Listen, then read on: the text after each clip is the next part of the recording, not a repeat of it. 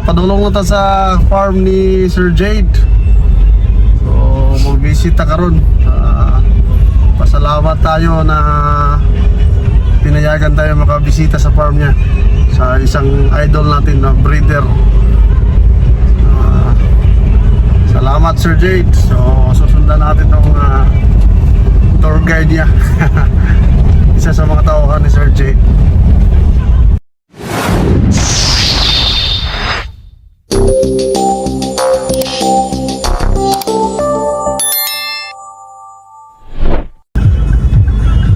Dari na ta mga idol. Hindi ako nakain eh. Sir Jade High Voltage Game Farm. Yan. Hop, hop. Dari na. Hello mga idol, welcome sa bagong episode ng ating vlog, ang Sabong Idol Canada. So ngayon, dito tayo sa farm ng High Voltage Game Farm. Yes. So ipapakilala natin at nagpapasalamat din tayo na nabigyan tayo ng opportunity na maka-interview sa isang idol natin at kilalang breeder dito sa Cebu. Kundi walang iba, kundi si Sir Jade. Sir Jade, pwede ka magpapakilala sa Hi mga kasabong! Good day, good evening, and good morning everyone. Sa Luzon, Visayas, Luzon, at Visayas. Mindanao. Lalong-lalo na sa mga OFW nating mga kaibigan. So, ang unang katanungan natin kay Sir Jade, kung paano ba siya nagsimula sa pagmamanok? So, Sir Jade, Well, actually, it all started with my brother. Yung kapatid ko kasi yung mahilig talaga ng manok.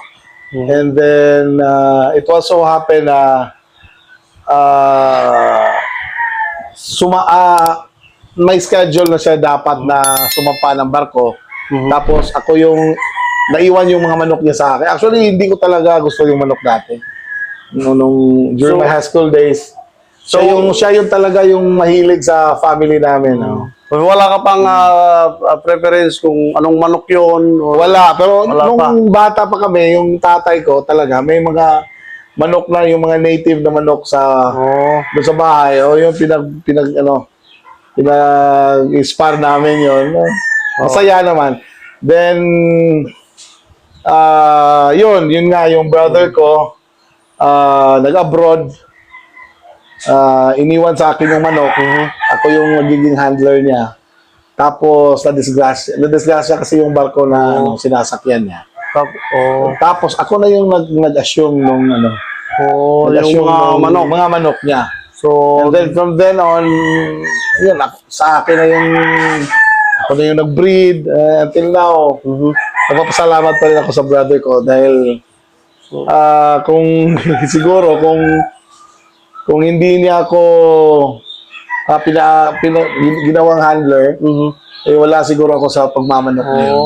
It's been a while, siguro nawala siya 1988 September. So, anong pangalan ng brother mo? Novem. Ako December, tapos siya November. Novem. Yun. So, ang natin, Sir Jade, kasi ngayon, kilala ka naman talaga sa Kanawayon ngayon. So, pupunta tayo sa mga bloodlines ng High Voltage Game Farm. Kasi dati pa, ako, estudyante pa ako sa Cebu, nakikita ko na yung mga Kanawayon yun dati. So, talagang idol ko yun. At saka sabi ko, sana makapunta ako, makabisit ako sa farm nito. Pero matagal na yun. I think it was 10 years na nga siguro. So, yun. Ngayon, napagbigyan na tayo. At saka, first interview. first interview ko pa to sa vlog natin ng Sabong Idol Canada. So, yun yung inano ko kasi para at least makatulong tayo sa mga OFW naman na wala talagang ibang anong tawag nun sa Tagalog? Libangan. So, kundi manonood lang ng video, gaya sa akin. So, kaya ginawa ko tong video para din makashare tayo sinong mga farm na magaganda at mabisit tayo, makikilala, magiging kaibigan natin tulad kay Sir Jay. Thank you din. So, saan nagsimula yung ano? Paano nagsimula yung kanawayan mo, Sir Jay? Yung kalawayon ko, it started with yung may pinsan akong mahilig sa manok. Tapos meron siyang baldadong kanawayon. Nanalo ata yun ng I'm not sure kung basta sabi niya multi-winner yun. Siguro nasa mga 3 times siguro nanalo yun. Tapos baldado, doon nagsimula yung kanawayon kasi may manok yung brother ko na abuhin. Ikinros ko doon yung yung kanawayon. Okay. Tapos maganda yung score ng actually wala pa namang derby dati kasi small time lang tupada half fight lang. Maganda naman yung mga scores. Tapos naging kaibigan ko si Tatay Poktoy, yung taga Karkar. Siya yung actually yung parang itinon over ni yung sa pagkakaintindi ko sa niya. Itinon over binigay ni Tatay Lupe sa kanya yung mga kanawayon dati. Oo, Kasi yung mga manok ngayon galing talaga kay Tatay Lupe. Tatay Lupe, Which yung is mga... also from ang original daw noon, sabi ni Sir Joey kasi nakausap ko siya. Sabi ni Sir Joey, yung mga kanawayan na yun daw ay from a certain billionaire ata sa Luzon. Paeng Lanyosa ata yung name. Tapos kaibigan yun yung kaibigan ni Tatay Lupe. Doon nakuha niya yung mga kanawayan. Yan ba yung tinatawag, Dinala niya Sir dito. Jade, na Vanilla Grey? Hindi. Yeah, Vanilla Grey. Pero ang tawag nila doon, sa pagkakaalam ko, ang tawag nila is pumpkin, yellow pumpkin. Oh. Yellow pumpkin yung kanawayon. Yun yung talaga yung Sabi ko, ba't yellow pumpkin tayo? Di ba, yellow pumpkin is yung pongka na mga sweater, pumpkin color. Pero yung mga pumpkin nila is yung kanawayon. Imported ang linyadang yun. Tapos nadala dito sa Visayas, napunta kay Tatay Lupe, tapos napunta din kay Tatay Puktoy, doon ako nakakuha ng kanawayon. Na kinros ko doon sa multi-winner ko na baldado na nung trinace namin, galing din pala kay Puktoy. Oo. Pero yung karakteristik ng kanawayon, Sir Jade, ano ba yun? Dati, yung original niya, unlifted na ba siya? Or Actually, I think nasa linya talaga ng kanawayon kasi lahat ng mga kanawayon na nakikita ko, especially yung mga dark legs na nakuha ko, mga multiple na sila. Mga unlifted na sila talaga, mga saka malalakas na pumalo. head back at saka feet front. Yun yung nagustuhan ko sa kanila, malalakas sila, multiple at saka yun nga lang, kailangan mong i-cross sa mga stylist na mga manok para magiging kompleto yung mga laruan niya. Mas mag-mix siya sa ibang bloodline. Like lemon, Hanapin mo lang kung ano bang... claret, or kelso, yung roundhead, yung mga manok na mautak. So ngayon, yung karakteristik talaga ng kanawayon. Parang nasa kanawayon talaga yun. Kasi nakakita ako ng mga kanawayon na hindi naman galing sa akin or hindi siguro galing din sa ibang breeder na mga nilaban. Yung mga native na nakikita kong makulay kanawayon lang. Ganun din mga palo. Ganun ang palo. Multiple din. Saka parang vertical or na, tapos umaatras na nag-iwan ng palo. Yun ang gustuhan ko sa kanila. Parang head back at feet front. Parang butcher sila, umiilag talaga. Parang malakas pumalo. Malakas. Multiple at malakas. So, ngayon, nalaman na natin yung history ng kanawayon. Short lang. Madali lang doon natin na interview nito. Pero, ngayon, may nakikita na naman ako sa sa mga post, yung mga James Harden ba? Yung mga yung mga tapi may bigote or ano bang bloodline na tinatawag mo? Actually, it's bago pa ako nagkanawayon, yun na yung mga yun talaga yung mga manok. Mas nauna yun. Mas nauna yun. Yun na yung bumubuhay at nagbigay ng name sa manukan ko. Kasi dati, ako lang ata yung mga meron nun, mga kailan ako nag-start. That was 29 years ago. Ang tagal pala. May history ako sa hold upper. Yung hold upper line ko, medyo mataas na Kasi ano yun, chop suey talaga, chop suey. Oo. Nagsimula yun sa binigay sa akin na yung henny na galing sa kumbento. Mga Kasi, tinatawag natin na lasaw. Ano Oo, tawag natin dito? rasa. Rasa. Mistiso. Mistisuhin. Tapos, yun, kaya tinawag na hold upper line yun. Sinali ko sa mga 2 wins dito sa sa amin. Tapos nagpapanalo. Nagpapanalo. Maganda Bigote yung lang bigote lang. Saka Wala pang tapi. Saka parang advantage siya sa mga ulutan, di ba? Oo, Mas, pangit. kasi pangit tingnan. Pangit, pero parang nilalanggam ka sa Oo. gusto makipag-ulot sa'yo. So, pangunahan sila. advantage. No? So, Advantage siya. ikaw yung bahala kung sinong lalabanan mo Oo, doon. Yung sakto. maliliit or yung Oo. mga payat o yung mga... Basta may advantage talaga. May sa advantage cockfight. talaga. Oh, Design yun para sa cockfight talaga. Mm, Tapos, after few years, may naipon tayo. Kailangan talagang as a breeder, kailangan mag-ipon tayo para makuha natin yung ibang mga gusto nating linyada for infusion para ma-upgrade natin yung ating mga lines. So, sumikat yung mga feg or flurry-eyed grays. yung flurry ay, ano ba yun?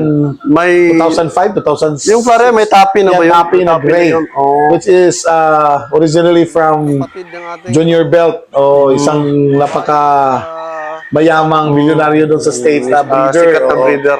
Hindi siya actually based on what I've Ang ganda. heard, hindi siya nagbebenta ng manok. And yun yung sabi ni kasi nakuha ko yung mga feg at saka mga kawan ko is from Mayor Jessry Palmares ng Pasig. Yung Crown Roundhead Kawan ba yun? roundhead, Oh, yeah. Kawan Roundhead. Kasi yun yung nagdinik Roundhead, kawan roundhead over feg So, or talagang vice versa. yung dugo nila talagang hybrid na siya. doon. Nawawala na yun na ano na yun.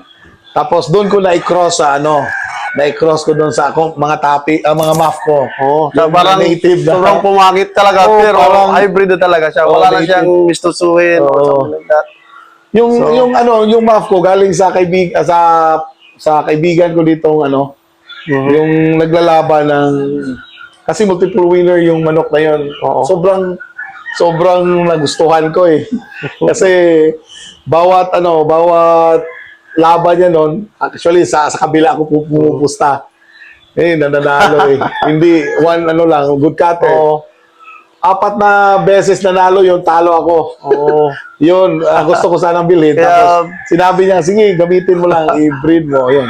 Doon ko na in-improve ko yung mga hennies. Mas Tapos, lalong gumaling pa siya ayun, ngayon. pinasok ko Yun. yung feg. Actually, wala namang sikreto sa breeding. Oo. Ano lang talaga, kailangan healthy and selection lang selection lang talaga. Pero sa ngayon na Sir Jade, so tapos na tayo sa mga linyada. Ngayon, marami tayong mga aspiring breeders na kahit mga backyard breeders ngayon gusto na magsimula kasi alam nila yung market sa sabong, parang may pera talaga kung talagang seryoso ka na breeder, May di ba? pera talaga. Oh, may pera ka, may pera talaga. So, anong ma-advise mo sa mga baguhan ngayon sa Well, backyard breeder? sabi nga nila, start right. Start right talaga. what is right for you. Hindi start right na right para sa mga ibang breeder. Kasi Oo, sakto. ikaw naman yung magbe-breed nun. Sakto. Ikaw yung magpapatuka nun. Ikaw yung maggagasta nun. Di ba? Yeah. Magastos. Magastos Pag talaga. love mo yung binibreed mo na manok, kahit madali lang. Mas magaan sa'yo. Oo, magaan sa bulsa. So, happy ka. Oo. Just enjoy the passion. Yun. Breed lang ng manok na gusto mo. Wag kang maniwala sa iba. Basta kung anong manok ang gusto mo, yun. I-breed mo. Yun. Hmm. So, yun mga idol. So, naririnig na natin yung sikreto pala ng sabong. Yung iba-iba tayo ng sikreto. Basta mahilig tayo sa manok. O, totoo. At saka seryoso tayo. Alagaan natin yun. Start right. Saka dapat healthy talaga. Mula sa sisiw.